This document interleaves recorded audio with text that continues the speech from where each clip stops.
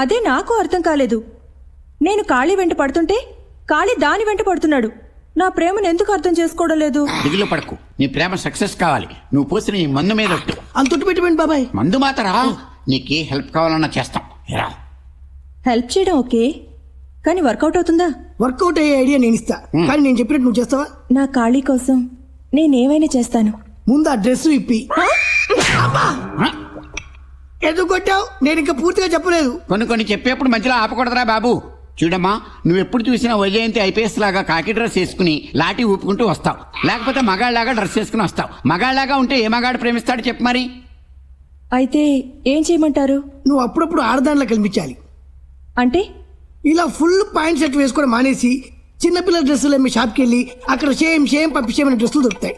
అలాంటి డ్రెస్ ఒకటి వేసుకొని ఖాళీ ముందు నిలబడ్డావు అనుకో, మైకేం కర్మ, టోటల్ సౌండ్ సర్వీసే నీకు ఇచ్చేస్తాను.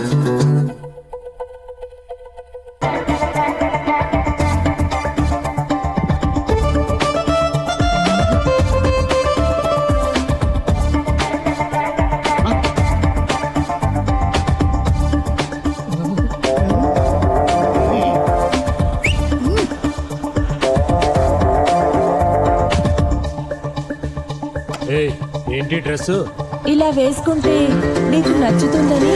ఇలాంటి డ్రెస్ వేసుకుంటే నాకు నచ్చుద్దని ఏ అదో చెప్పాడు నీకు? ఆ ఏదో సంగతి వదిలే, కానీ ఇప్పుడైనా ఐ లవ్ యూ చెప్తావా? ఏంటి లవ్వా? నిన్ను లవ్ చేయాలనుకుంటే ఇప్పటికి ఎప్పుడు ఐ లవ్ చెప్పేవాడిని. ప్రేమ అనేది మనసులోంచి పుట్టాలి, కానీ ఇలా ఒంటి అందాలను చూసి కాదు. ఇలాంటి పిచ్చి పిచ్చి డ్రెస్లు వదిలేసి పోయిన యూనిఫామ్ వేసుకోపో.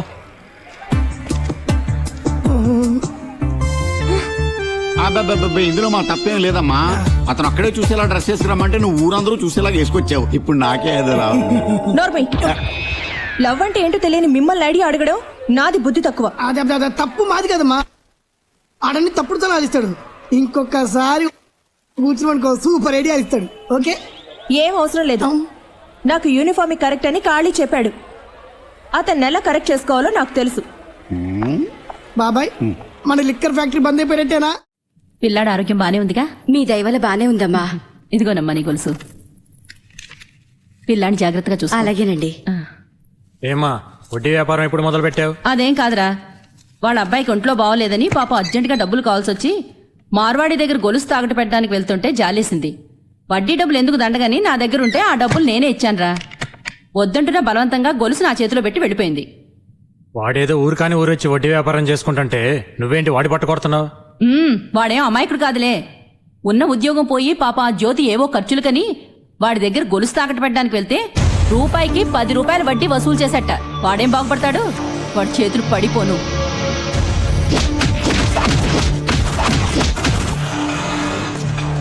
ఇదిగో అమ్మా, మీరు తాకట్టు పెట్టిన నగలు సరిగా ఉన్నాయో చూసుకోండి. ఎందుకు అప్పుడే తిరిగిస్తున్నారు? మీ దగ్గర తీసుకున్న డబ్బులు రెంట్కి మిగతా వాటికి ఖర్చు అయిపోయాయి. ఇప్పుడు నా దగ్గర డబ్బులు లేవు. అమ్మా తల్లి, నేను డబ్బు అడగట్లేదు. ముందు మీ నగలు మీరు తీసుకోండి, లేదా ఈ ఏరియాలో నేను బిజినెస్ చేయలేను. చూడ్డానికి మంచి అమ్మాయిలా ఉన్నావు అని చెప్పి నగలు పెట్టుకుని డబ్బిచ్చాను. నీకు ఆ ఖాళీకి సంబంధం ఉందని తెలిస్తే అసలు ఈ నగలు తీసుకునేవాడినే కాదు. మొగుడు పిల్లలు రోడ్డున పడి గొడవ పడ్డా చూసే వాళ్ళకి తప్పుగా అనిపించదు. మరి మీ ఇద్దరి మధ్య ఏ సంబంధం ఉందో ఎవరికి తెలుసు? మధ్యలో నా తలకాయ ఎందుకమ్మా పగలు కొడతారు?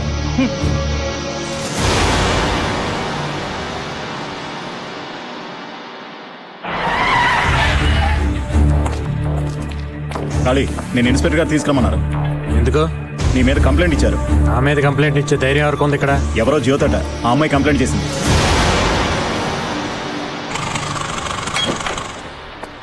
మేడం, ఇక్కడ జ్యోతి అంటే ఎవరండి? నేనే. నేను ఎల్ఐసి ఆఫీస్ నుంచి వస్తున్నా అండి. చనిపోయిన సూర్య గారు ఇన్సూరెన్స్ చేశారు. నామిని మీ పేరు ఇచ్చారు. ఆయన ఇంటికి వెళ్తే మీరు అడ్రస్లో ఉన్నారని వాళ్ళ అమ్మ నాన్న చెప్పారు. ఇక్కడ సంతకం పెట్టండి.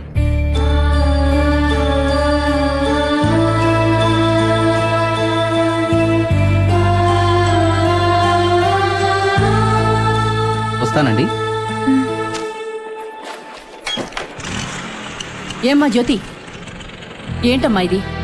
నువ్వు చాలా మంచి పిల్లవనుకున్నాను, ఇలా చేస్తావనుకోలేదు. మీ అబ్బాయి మీద కంప్లైంట్ ఇచ్చానని మీకు బాధగా ఉండొచ్చు, కానీ నా గురించి ఆలోచించండి. ఏంటమ్మా ఆలోచించేది? వాడు పైకి రౌడీతనంగానే కనిపిస్తాడు, కానీ నలుగురికి మంచి చేసే మనసేనమ్మా. ఎవరి కొడుకు వాళ్ళకి గొప్పగానే ఉంటాడు. అతను చేసే వెదో పనులు మీకు ముద్దుగా ఉంటాయి. ఏదైనా కొంతవరకే సహించగలం.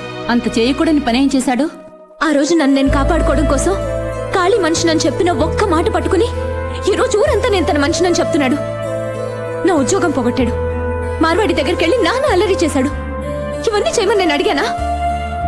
పరువుగా బతుకుతున్న నన్ను బజార్కి ఇడ్చాడు. ఇది చూసారా, నా సూర్య ఇన్సూరెన్స్ డబ్బు. నేను ప్రేమించిన వాడు నాతో ఉండకపోవచ్చు, కానీ తన ప్రేమ నాతోనే ఉందనడానికి ఇదే నిదర్శనం. ఈ డబ్బుతో నేను ఐఏఎస్ చదువుకోగలను. నాకెవరి సహాయం అక్కర్లేదు. ఒక ఆడదాని మనసును అర్థం చేసుకోకుండా బాధ పెట్టే ఖాళీ లాంటి కొడుకుని కన్నా ఒకటే, కనకపోయినా ఒకటే. ఇక మాట్లాడుకో. వాడి గురించి నీకేం తెలుసు? నువ్వు అనుకున్నట్టు ఆడదాని మనసు అర్థం చేసుకోలేనంత చెడ్డవాడు కాదు నా కొడుకు. ఇప్పటి వరకు నన్ను అందరూ ఖాళీ కన్నతల్లినని అనుకుంటున్నారు, కానీ నేను వాడి కన్నతల్లిని కాదు. జీవితంలో ఏ విధమైన ఆధారం లేక, అనాథగా బతకడం ఇష్టం లేక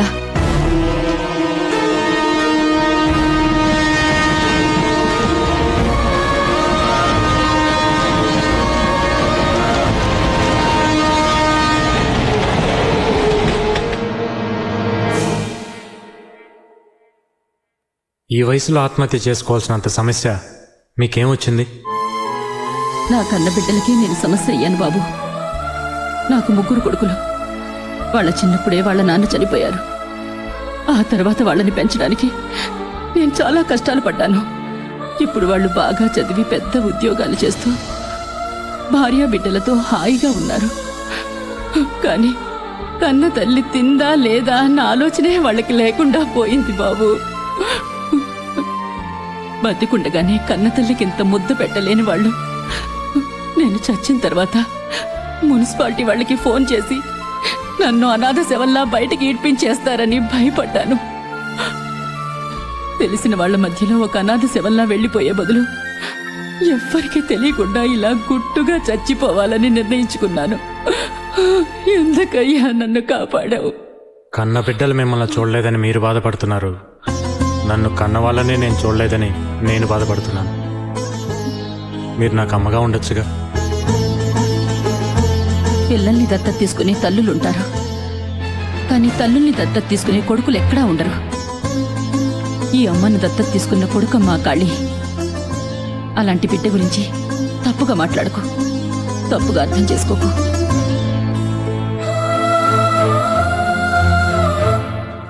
ఏమా మీ ఇష్టం వచ్చినప్పుడు కంప్లైంట్ ఇవ్వడం, మీ ఇష్టం వచ్చినప్పుడు వాపస్ తీసుకోవడం మాకేం పర్లేదనుకున్నావా? ఏ లేదంటే వెళ్ళి బిల్లాడని పట్టుకొస్తావా ఏంటి? ఏయ్ నువ్వు ఊరుకోవాయా బాబు. వచ్చినప్పటి నుంచి నీ గోల్ భరించలేకపోతున్నావు. ఉండమ్మా, ఇన్స్పెక్టర్ గారితో మాట్లాడొస్తాను. ఏయ్ గోపాల్, అతను వదిలే రామ్మా, సంతకం పెట్టు.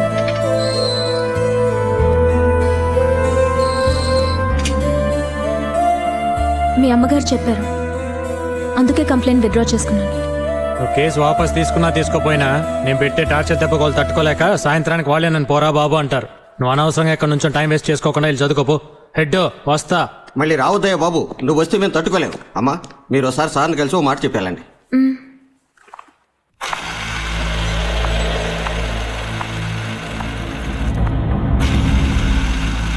భూమి గుండ్రంగా బంతిలా ఉంటుందని చదివాను, కానీ ఇంత చిన్న బంతని నేను అనుకోలేదు. పోలీస్ స్టేషన్లో విడిపోయాం, మళ్ళీ పోలీస్ స్టేషన్లోనే కలుస్తున్నాం.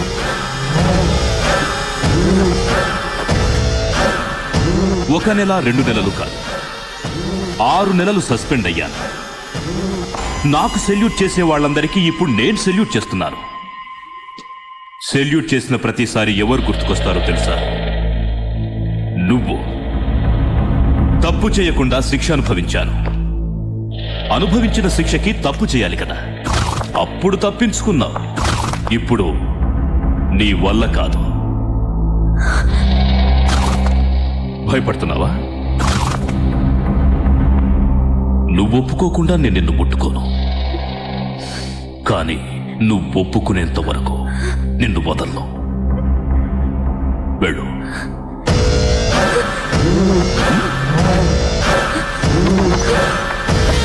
హెడ్ సార్, ఆమె సీతాదేవి. ఆవిడ మీద ఒక కన్నేసి ఉంచు. ఆమె సీత అయితే తమ రాముడా సార్? ఆ? నేను రావుణ్ణా? రావణుణ్ణి. 2 నెలలుంటే గడువింక ప్రేమ మీద నాదు బాబాయ్ అబ్బాయి డ్రామా వాళ్ళు మనల్ని మోసం చేస్తున్నారు. ఎందుకని? 10 తలకాయలు ఉండాల్సిన రావణుడికి 9 తలకాయలే ఉన్నాయి. కావాలంటే చూడు. మదిర నేత్రి నిన్ను తలకాలు ఉన్నాయి కదా అబ్బాయి. బాబాయ్ నువ్వు మందులో మాట్లాడుతున్నావు. కావాలంటే చూడు, క్వార్టర్ పందెం. వీడు క్వార్టర్కి బొక్కెట్టాలో ఉన్నాడు. ఏంటి బొక్క గిక్క అంటున్నావు? బొక్క కదా అబ్బాయి, లెక్కెట్టాను అంటున్నాను. అయితే పందెం కట్టు. లెక్కెట్ ఎన్ని తలకాయలు ఉన్నాయో. వీడు వదిలేలా లేడు, వీడి దారిలో వెళ్ళిపోతేనే బెటర్. కరెక్ట్ గా 9 ఉన్నాయి అబ్బాయి. కేవలం క్వార్టర్ మందు కోసం 10 తలకాయలు 9 తలకాయలు అంటావా? వయసుని బట్టాన బిహేవ్ చేయొద్దు. ఊస్తే ఊసాడు, క్వార్టర్ మిగిలింది. అబ్బాయి వచ్చిపోసుకొస్తానే. వెళ్ళరా. పొట్ట మహిషిగా నిన్ను చెడ్డ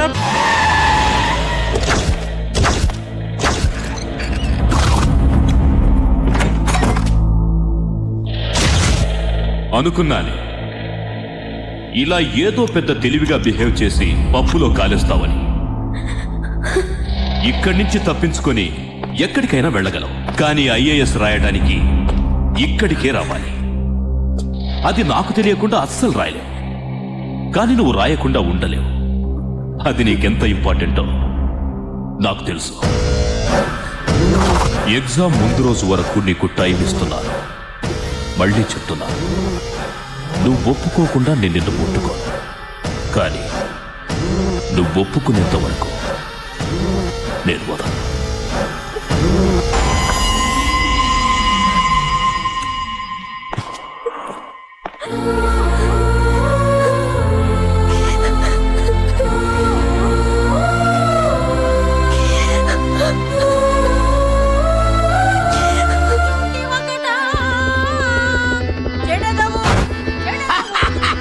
భలే ఉందా కాడి?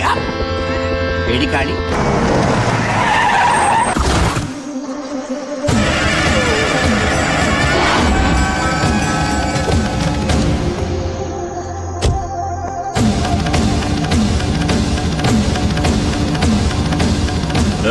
ఎవడ్రా నువ్వు?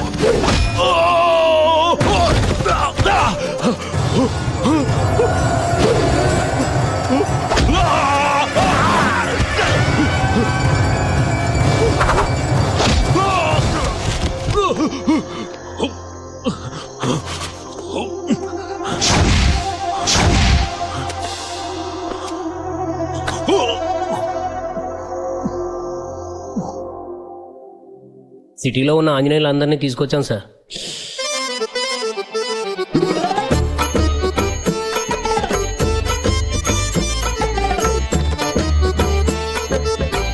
ఎందుకు సార్ మమ్మల్ని అందరిని పిలిచారు? రామాంజనేయుతో నాటకం వేయాలా? నేను బాగా చేస్తాను సార్, చేసి చూపెట్టమంటారా? నేను అడిగానా? పోనీ పద్యం పాడతా. రామా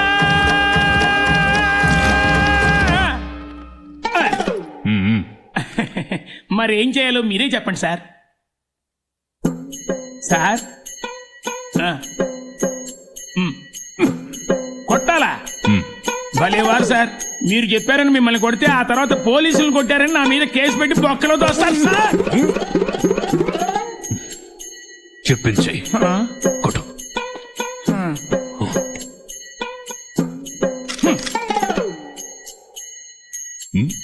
ఎరా తప్పించుకుందామని చూస్తున్నావా?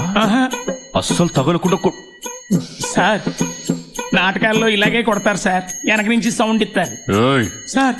ఇది పోలీస్ స్టేషన్. అవును సార్. ఇక్కడ ఒరిజినల్ సౌండ్ రావాలి. కొట్టు.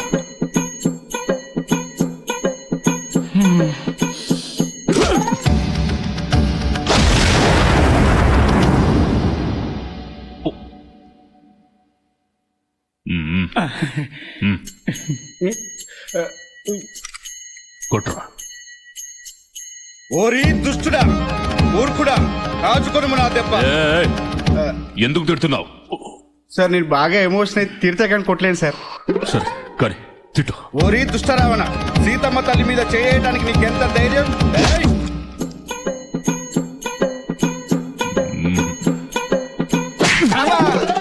ఏంటి సార్ మీరే కదా సార్ కొట్టపతి, మళ్ళీ ఎందుకు కొట్టారండి? ఇది కొట్టినందుకు కాదురా, తిట్టినందుకు.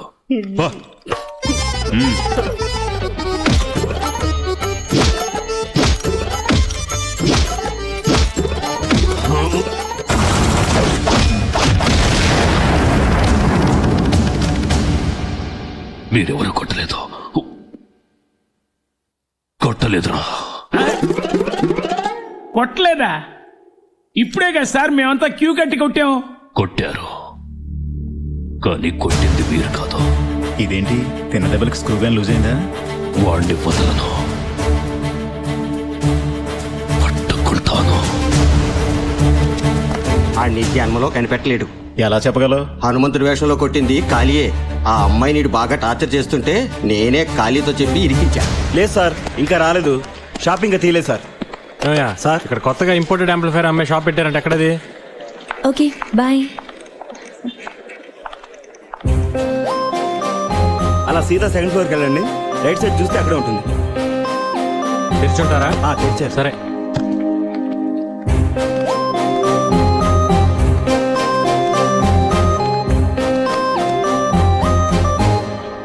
ఎందుకు వచ్చావు ఇక్కడికి? ఎందుకు నన్ను ఫాలో అవుతున్నావు? చెప్పాను కదా నా వెంట పడద్దని. నీకు అర్థం కదా? పోలీస్ కంప్లైంట్ ఇచ్చినా నువ్వు మారవా? అది కాదండి, నేను ఏంటి నువ్వు నాకు హెల్ప్ చేయడానికి వచ్చానని చెప్తావు అంతే కదా? చూడు, నీ హెల్ప్ నాకు అవసరం లేదు. నన్ను ఆ భగవంతుడే కాపాడతాడు. ఒకవేళ నిజంగా నాకు హెల్ప్ చేయాలనుకుంటే దయచేసి నన్ను డిస్టర్బ్ చేయకు. అదే నువ్వు నాకు చేసే పెద్ద హెల్ప్.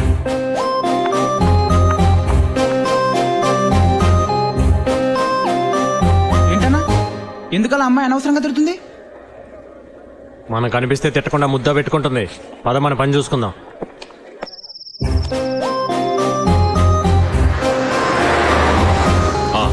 నేను అరగంటలో వస్తాను రా. చెప్పానుగా సీతాదేవి ఇంటికి వెళ్తున్నానని.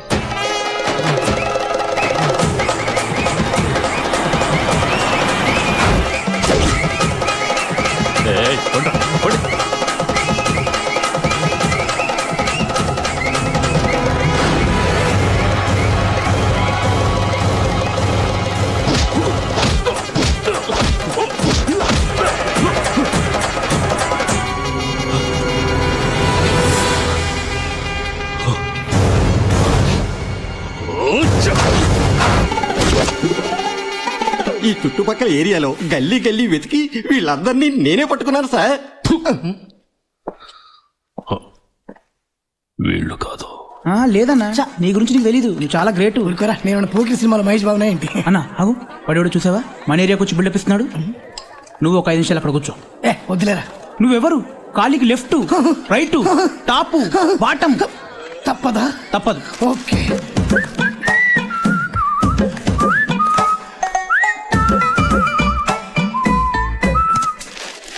ఏం చేయాలి ఇప్పుడు? చదవడం రాదు కదరా. చూడు. అది సార్.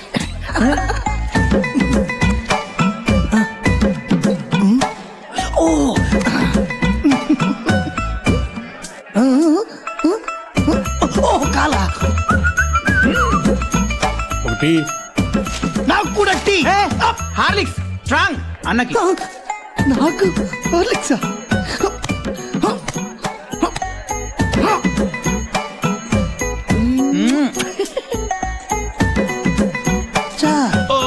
ఇప్పుడు అడిగిస్తావు చూడరా. చెప్పా క్యాన్సిల్. నా మానలో నేను పోతుంటే లెఫ్ట్ అన్నాడు, రైట్ అన్నాడు. లెఫ్ట్ పోయింది, రైట్ పోయింది, అబ్బా బాటము పోయింది.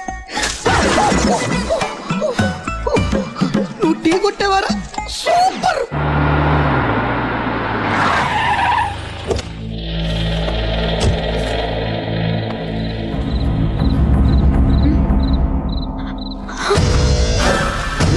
Very good, very good.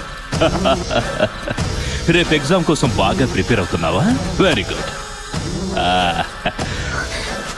నేను బయట వాళ్ళ ఇంటికి వెళ్ళినప్పుడు వాళ్ళే ఇవన్నీ అరేంజ్ చేస్తారు. పాపం ఇవన్నీ నీకు అలవాట్లేవు కదా అని నేను తెచ్చుకున్నాను. నీళ్లు తీసుకురా. నీ చేత్తో కనిపిస్తే కిక్కు బాగా ఎక్కుతుంది. పో. పో.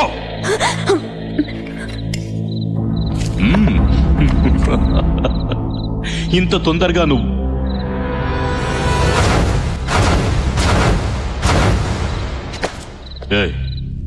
ఎవడ్రా నువ్వు? ఖాళీ. ఓ, ఈ ఏరియాలో రౌడీజం చేసేది నువ్వేనా? రౌడీజం నేను కాదు సార్ చేసేది. మీరు బయలుదేరండి. అంటే నేను రౌడీనా? అలా అనలేదు సార్, మీరు బయలుదేరండి. ఏ లేదు లేదు లేదు, చెప్పు చెప్పు చెప్పు. రౌడీ అనే కదా అన్నా? నేను అనింది అది కాదు సార్, మీరు అర్థం చేసుకోండి. ఏంట్రా కాదు. చూసావుగా పోలీస్ దెబ్బ.